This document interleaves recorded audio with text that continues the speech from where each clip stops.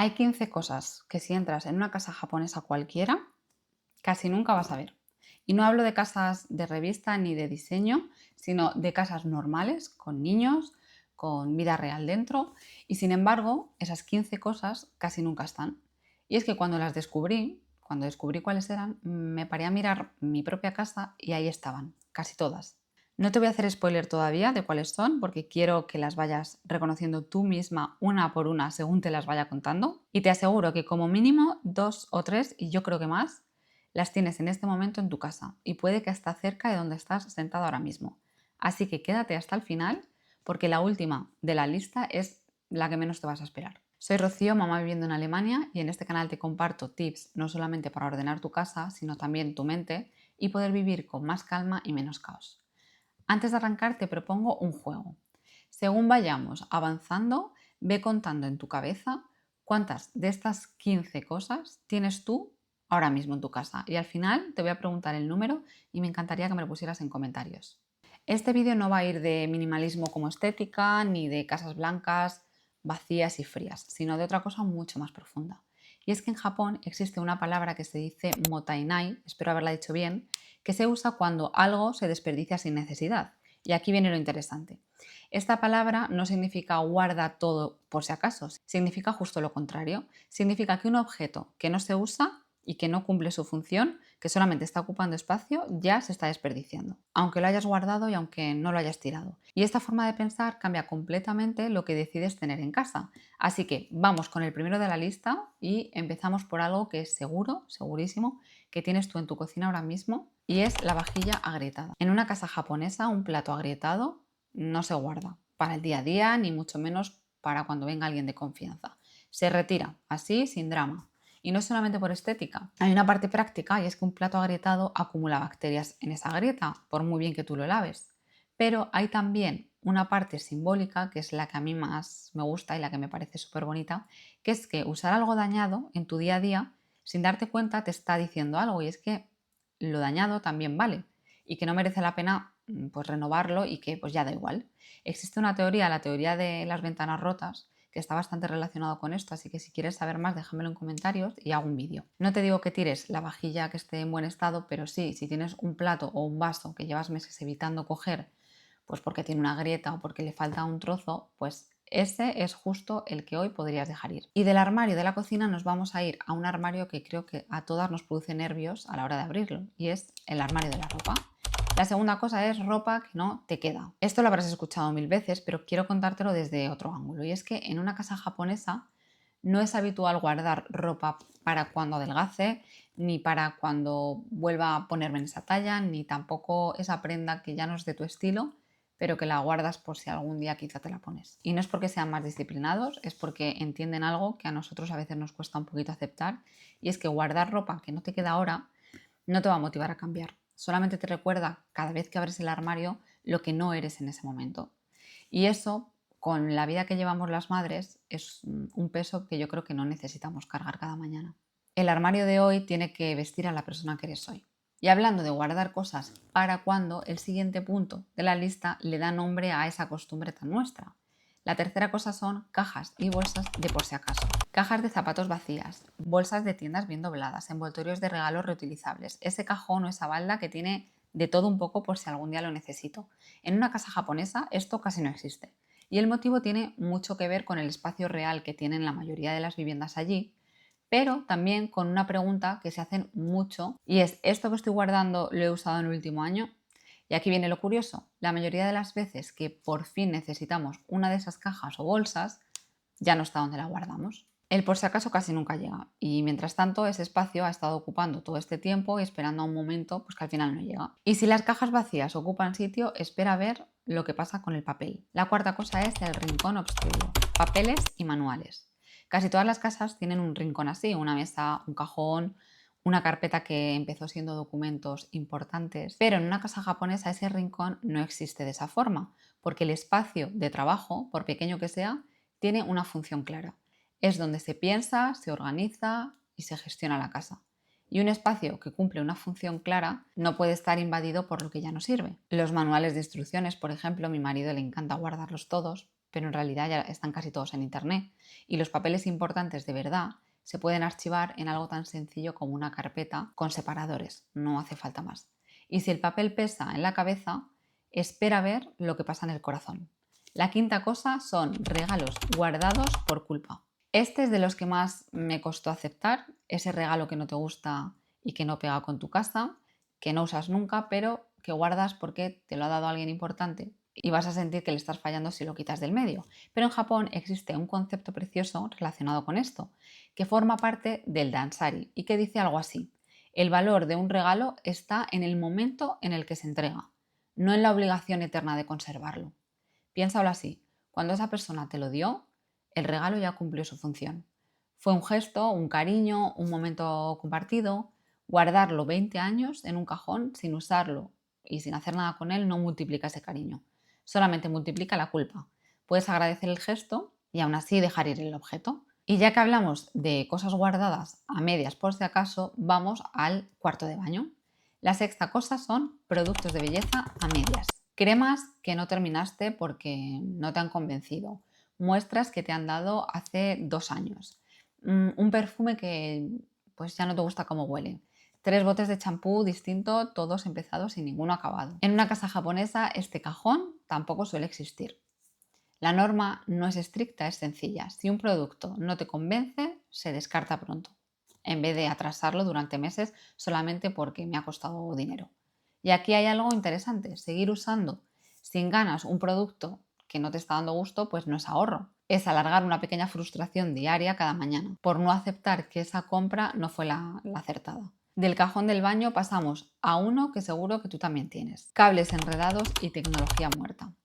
Cargadores de móviles que ya ni siquiera tienes, cables que no sabes ni de qué son, un disco duro súper antiguo, un móvil de hace un montón de años que lo tienes ahí por si, bueno, pues por las fotos. En Japón este tipo de objetos entra dentro de lo que se llama gomi, literalmente es basura. La palabra significa basura, pero con matices, porque muchos de estos aparatos se reciclan de forma específica en vez de acumularse en casa. La clave no es tanto tirarlo ya, sino no dejar que se quede indefinidamente en un cajón sin un destino. Un truco sencillo antes de seguir, si tienes un cajón así en casa, que seguro que sí, prueba a sacarlo todo, a hacer fotos de lo que de verdad quieras conservar, por ejemplo, de ese móvil viejo, y lleva el resto a un punto limpio. Verás qué liberador es. Y hablando de cosas que se acumulan sin que nadie las pida, vamos al siguiente, que son muestras gratis de hotel. Este es de los más curiosos y seguro que te ríes un poco al escucharlo porque yo también me tuve que reír de mí misma. Esos botecitos diminutos de champú y de gel que cogemos porque son gratis en cada uno de los hoteles y que se acumulan en una bolsa que nunca abrimos, bueno, pues en una casa japonesa sí que se cogen, pero se usan pronto, normalmente en el propio viaje o justamente al volver. No se guardan indefinidamente esperando un uso que nunca va a llegar. La próxima vez que estés haciendo la maleta para volver a casa, pregúntate, ¿de verdad voy a usar esto?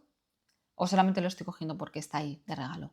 Y del neceser del viaje nos vamos a la estantería que más excusas guarda en toda la casa, que es libros que no volverás a leer. Sé que este es sensible para muchas, a mí también me ha costado, pero déjame contarte cómo lo ven los japoneses, porque a mí me ayudó mucho a hacer las paces con esto. Y es que no se trata de vaciar la estantería entera, se trata de hacerte una pregunta muy concreta que es: ¿este libro me sigue aportando algo si lo miro hoy? No hace 10 años, si me lo aporta hoy. Si me lo aporta hoy, hay libros que son referencia o que vas a volver a abrir, pues que forman parte de quién eres. Y esos sí que se deben de quedar, sin discusión. Pero hay otros que compraste con ilusión, que empezaste y no terminaste, que llevan años ahí y lo único que están haciendo es generar la sensación de debería leerlo, pues esos los puedes donar y es dejar que empiece una historia nueva con otra persona mientras que tu estantería vuelve a respirar. Aquí en Alemania hay por la calle o en muchos supermercados un estante muy grande con un montón de libros para donar y regalar. Entonces tú dejas libros que ya no quieres y te puedes llevar a cambio libros que te interesen. Y de la estantería nos vamos a un rincón de la casa que casi nunca pensamos como desorden, pero sí que lo es. Y son plantas enfermas. Esta es la que menos te esperas de la lista probablemente, pero es precisamente por eso que quería incluirla, porque una planta medio seca, con más hojas amarillas que verdes y que llevas meses sin saber si tirar o intentar salvar, pues en una casa japonesa, una planta enferma que ya no se recupera se deja ir con respeto. pero se deja ir. Porque una planta muerta o moribunda en el salón no transmite vida, transmite justo lo contrario. Y no hace falta que te conviertas en experta en jardinería, solamente préstale atención real a las plantas que tienes y si una ya no tiene arreglo, pues agradécele el tiempo que estuvo contigo y haz sitio para una nueva que sí que puedas cuidar bien. Y ahora sí llegamos a uno de los puntos más conocidos de la cultura japonesa y aún así el que más nos cuesta adoptar, que son los zapatos en casa. En Japón, entrar en casa con zapatos, y esto ya lo he repetido un montón de veces, es casi impensable.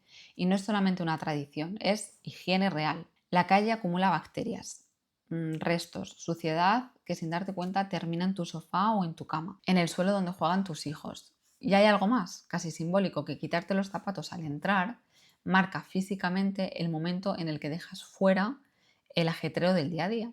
Es como una transición del afuera al adentro que el cuerpo también agradece. Si ya viste mi vídeo sobre los 5 hábitos japoneses, si no te lo voy a dejar en la descripción, sabes que este fue el primero que te conté con detalle y aquí solamente quería recordarte por qué sigue en esta lista y es que de verdad marca muchísimo la diferencia.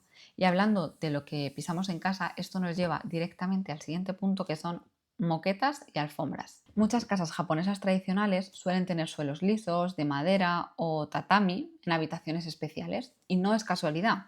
Una alfombra grande atrapa ácaros, bacterias y polvo de una forma que ningún aspirador profundo consigue eliminar del todo. Además, seamos sinceras, limpiar a fondo una alfombra grande es un trabajo pues, que la mayoría posponemos una y otra vez porque no nos gusta hacer y es complicado. Un suelo liso, en cambio, pues se limpia en minutos y se nota al instante si está sucio o no. No te digo que arranques las alfombras del salón hoy mismo, pero sí te digo que si estás pensando en renovar suelos en algún momento, pues esta es una de esas decisiones que, aunque no lo parezca, pues también es una decisión de orden y de salud. Y ya que hablamos de lo que ocupa espacio en el suelo, vamos con los muebles que lo ocupan de verdad. La siguiente cosa son muebles que no cumplen una función clara. Ese mueble que en su día compraste con muchísima ilusión, pero que ahora solamente sirve para dejar cosas encima, o esa silla que nadie usa para sentarse sino para acumular ropa, o ese mueble auxiliar que queda bonito pero no aporta nada en el día a día. En una casa japonesa el mobiliario tiende a ser multifuncional y ligero. Mesas bajas que se pliegan o muebles que se mueven fácilmente según la necesidad del momento. La pregunta que se hacen no es bonito, sino ¿para qué sirve? O sea, ¿de verdad en mi día a día me va a servir de algo? Si tienes un mueble que solamente acumula cosas encima, quizá el problema no es la falta de espacio, es que ese mueble en realidad ya no tiene una función clara en tu vida. Y a mí esto me hizo cambiar algo muy concreto en casa, que fue la mesa de trabajo. Tenía una fija, pero de un solo uso, que era sentarme y además era pequeña y no era la más adecuada para trabajar. Así que aprovechando que tenía visita en casa, cambiamos a una mesa elevable de FlexiSpot y lo que parecía un capricho se convirtió justo en eso que buscan en Japón, un mueble que se adapte a mí y no yo a él. Sube-baja entre 58 y 123 centímetros, así que la subo y trabajo de pie mientras que el peque está por casa para que no llegue a las cosas que no debería de tocar. Y cuando él no está, pues la bajo y trabajo sentada. Tiene memorias programadas, así que no tengo que ajustarla a ojo cada vez. Simplemente pulso un botón y ya está a mi altura. Y como en casa hay un niño pequeño correteando, tiene una función anticolisión que la para en seco si detecta algo debajo, cosa que agradezco muchísimo. Además, puedes guardar los cables debajo sin que queden colgando por todas partes, evitando así el ruido visual. Viene además una cinta adhesiva para poder juntarlos a tu manera. Así que un solo mueble, pero varias funciones. Te voy a dejar un enlace en la descripción por si te apetece cotillar un poquito el modelo. Vamos con la siguiente cosa, que es vajilla y vasos de repuesto por si viene alguien. Un set completo de vajilla guardados durante meses esperando una comida familiar o situaciones que casi nunca llegan. Vasos de más, platos de más, pensado en un por si acaso, vienen muchas visitas, que en la práctica ocurre una o dos veces al año. En una casa japonesa la vajilla suele estar ajustada al número de personas que viven ahí, más un pequeño margen pues, razonable. Pues si de verdad hay un evento grande, pues se recurre a una vajilla desechable de calidad o pues se pide prestada, pero no se destina un armario entero todo el año a algo que se usa puntualmente. Y aquí va una pregunta directa que es ¿cuántas veces al año usas de verdad todo ese set que has comprado? Si la respuesta es una o ninguna, pues ese armario podría estar respirando mucho más o ocupando unas cosas que de verdad utilices. Y llegamos al último punto de la lista, el que te prometí al principio que era como el más revelador de todos, y estos son los calendarios y agendas y papeles del año pasado. Agendas del año pasado, que ya no vas a usar, calendarios de pared de hace no sé cuántas temporadas, folletos de eventos que ya pasaron. Y aquí está lo que a mí más me hizo pensar de toda esta lista. Muchas de las cosas que hemos visto hoy no ocupan espacio porque las necesitamos, ocupan espacio porque no hemos dado el permiso de cerrar esa etapa. Un año que ya terminó, una talla que ya no es la tuya, un regalo que ya cumplió su momento o su función. En Japón, empezar un año nuevo o incluso una temporada nueva suele venir acompañado de ese tipo de gesto, por ejemplo, soldar pues lo que ya cumplió su ciclo para hacer sitio a lo que de verdad viene. Si te has dado cuenta, ninguna de estas 15 cosas es en el fondo solo un objeto. Cada una de ellas representa como una decisión que vamos posponiendo o una despedida que no terminamos de hacer, un algún día que llevamos años arrastrando sin fecha. Y no te cuento todo esto para que hoy mismo vacíes toda tu casa.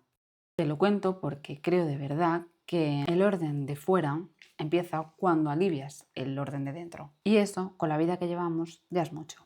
Así que, como te dije al principio, me encantaría que me dejaras en comentarios cuántas de estas 15 tienes tú en casa ahora mismo. Y si quieres seguir profundizando en la forma de vivir pues más ligera, dale al botón de suscribirte porque cada semana sigo trayendo un poquito más de esta filosofía a nuestra vida real.